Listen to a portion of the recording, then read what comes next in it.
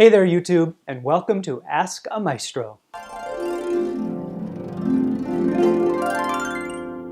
Today's question: when is it appropriate to clap during a concert? This question, it turns out, is awfully fraught, and I wish that it weren't, because I think that it actually prevents people from going to concerts and certainly from enjoying themselves in a natural way. Here's what I mean. Let's say you go to a concert, maybe it's your first time.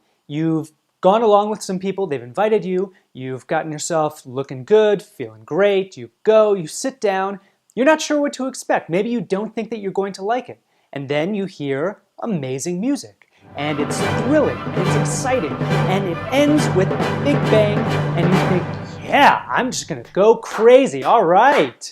And the rest of the people sit there in complete and utter silence, and more likely than not, there is somebody sitting in the row in front of you who gives you one of these.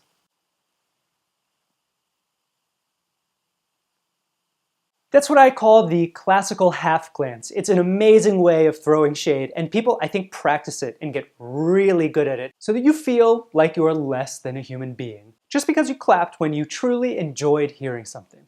The basic idea is this: the rules as we sort of abide by them now are that you are not supposed to clap between the movements of a multi-movement work. So what am I talking about? Well, let's take, for example, a symphony. A symphony very often has 4 movements. Each movement has a start and a stop. It comes to an end. It's a complete musical thought. It's sort of like a chapter in a book or an act in a play.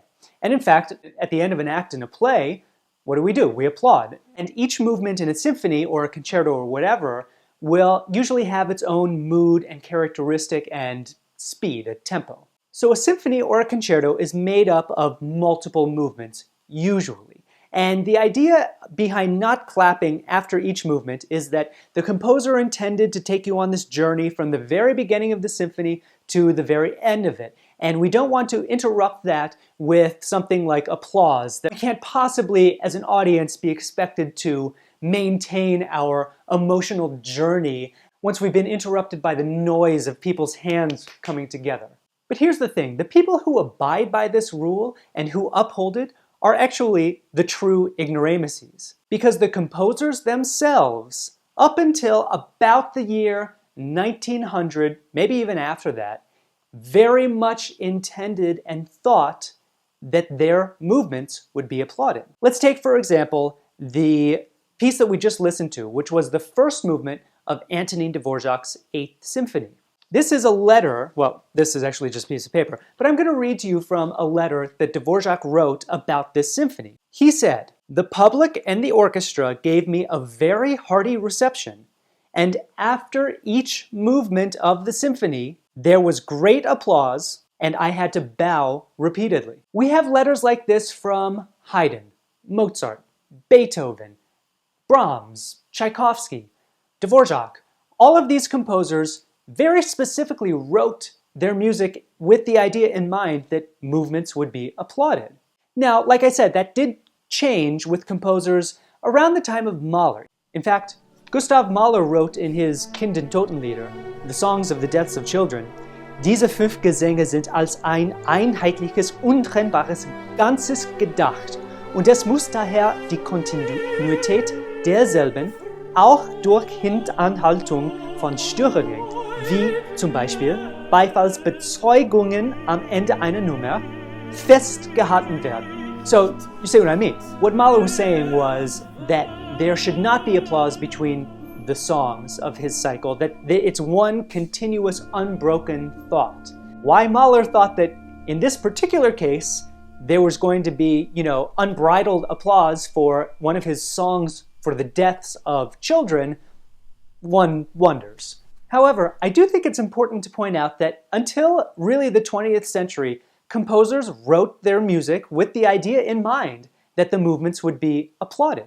In fact, When Mozart and Haydn were writing, a typical concert might start off with one movement of a symphony, and then you might hear an aria from a singer, and then maybe the second movement, and then maybe like a concerto, and then intermission, and then you come back and you hear the third movement of the symphony. So it was broken up. There was no question that you would applaud between movements. Now, there are examples of pieces where I think a movement comes to a very thrilling conclusion, but you shouldn't clap.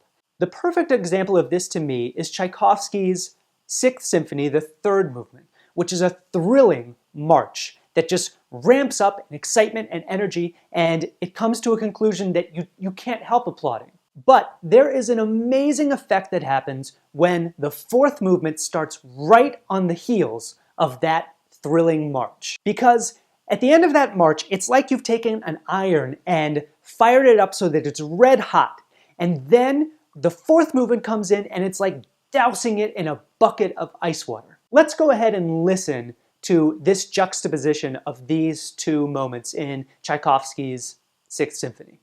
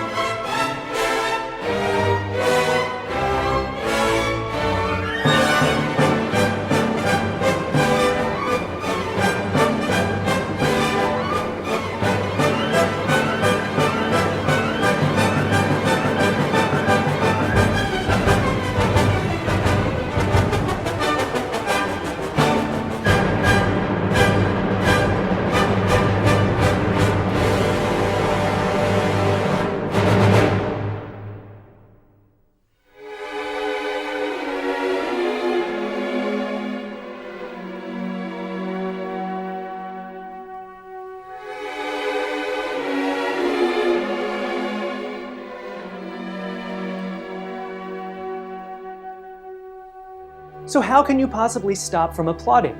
Well, to me, this whole thing comes to conductors. I think that it is a conductor's responsibility to tell the audience when it is appropriate to clap. To say, you know what? Dvorak wrote this symphony with the idea in mind that you would applaud when you felt that it was appropriate, when you were inspired to do so. So go ahead and applaud between the movements if you want to.